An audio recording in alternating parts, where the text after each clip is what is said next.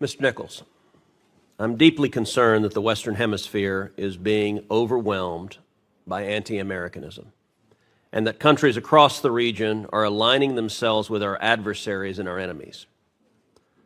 I'm deeply concerned that former U.S. allies are being replaced by leaders who are actively hostile to us and our interests, and that the Biden administration has chosen to embrace many of those leaders. President Biden warmly hosted Lula da Silva at the White House and called him a close friend.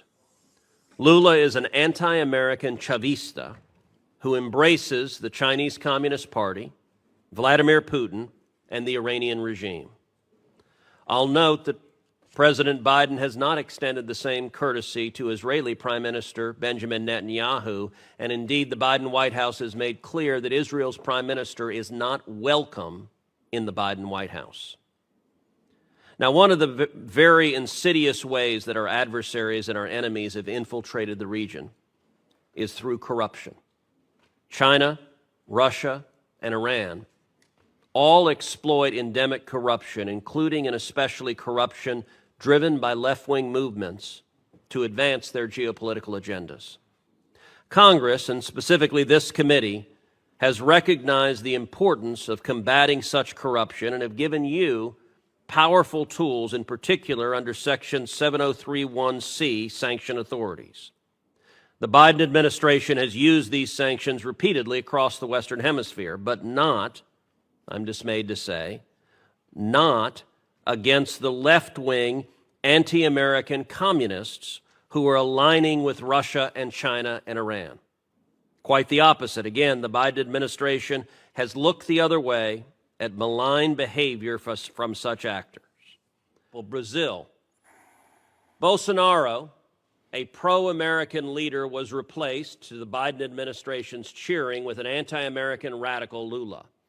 And there is corruption likewise in the Lula government. In February, Lula allowed 2 of Iran's most advanced warships to dock in the port of Rio de Janeiro.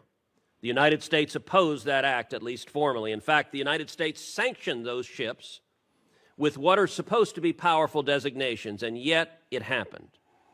I believe the Lula government's corruption played a significant role in their decision to ignore the Biden administration and allow the docking. Do you agree with that assessment?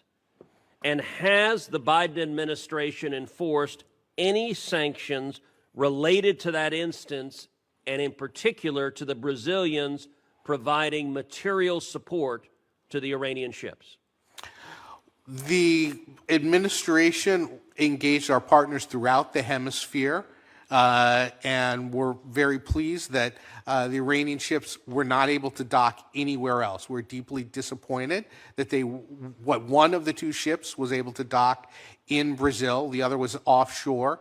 I would refer you to OFAC for any additional information on Has the Biden administration sanctioned the Brazilian government led by Joe Biden's self-described good friend, the anti-American leftist Lula? Have you sanctioned the Brazilian government for violating U.S. law and allowing the Iranian ships to dock? I would refer you to OFAC as to whether or not they've made a determination that action violated. You don't know whether you've sanctioned Brazil? I would refer you to OFAC. Do you know? I would refer you to OFAC. Do you know the answer? That's a yes or no question. Do you know whether the Biden administration has sanctioned Brazil? I am not aware of any sanctions with regard to that specific situation. Nor am I, and that's the problem.